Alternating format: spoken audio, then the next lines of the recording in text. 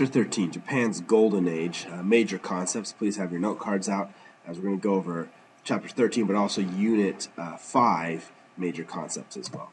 So the question is analyze the characters of Japan's Golden Age. What are the characters? What are their achievements? If you want to put it that way. You have Buddhism from Korea. You have Confucianism and Chinese characters, Chinese architecture from China.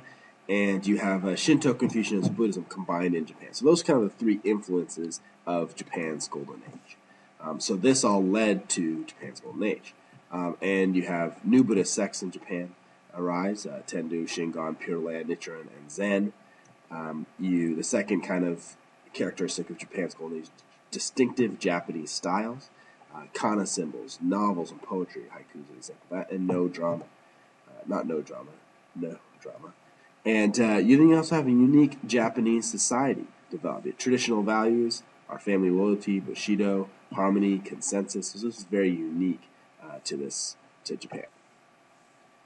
So the next question is, students will analyze the geographic, political, economic, religious, and social structures of civilizations in medieval Japan. So you can fill this out. You got geography. It was influenced by China and Korea due to proximity, but because it's an island occupied by men, Japan developed a unique culture due to isolation. So you have proximity and isolation. The next is political. You have feudalism. The Shogun period developed during medieval Japan. That kind of the main thing. In economic, it's reliant on the sea, trade, manufactured goods. In the religious, medieval Japan, you have Shinto, Buddhism, and Confucianism combined. That's still pretty true today. In the social structure, you have, during the feudal period, you have emperor, no real power, shogun, actual ruler, daimyo, samurai, and then peasants. So that's kind of the breakdown of the social structure. The next question for the major concepts is, what causes a civilization to change over time? What causes a civilization to change over time? We're going to look at the Chinese civilization, and we're going to look at the Japanese civilization. What caused these civilizations to change over time? So factors that cause China to change over time, you have government, governmental factor, efficient government, strong leaders, the merit system.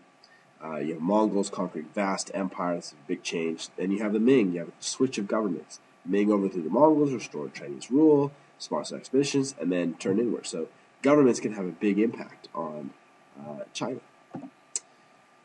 The next is philosophy and religion. And in China, you had Taoism, Confucianism, Buddhism, and then Neo-Confucianism as well. And these had caused distinct change in China. The next is agriculture. You had rice, roses, the most important crop. Population boomed, trade increased. The Tang returned to private ownership of land, and there was an imbalance of wealth in society. And so that's an example of a specific government affecting, having agriculture actually affect China. In technology, you have gunpowder for weapons. That changes China. You have printing, increased literacy. That was a huge change in China. You had the Chinese led the shipbuilding technology. Magnetic compass aided navigation, so that affected their expeditions. And you also have commerce affecting China in this change. Commerce meaning trade. So a food surplus, money economy, increased trade during this period. Mongols reopened the Silk Road. Chinese technology spread because of the Silk Road opening. So there was not even only effect in China, but also an effect in the world. So the next question, the next part of that question is, what factors caused Japan to change over time? So Japan was influence of Chinese culture itself. So this caused Japan to change. Chinese writing system used as basis for new system. Chinese calendar structure. The next factor that caused Japan to change over time was government.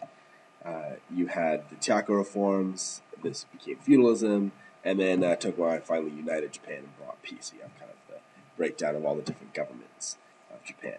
The next factor was social system. Their social system. You had clan organization first.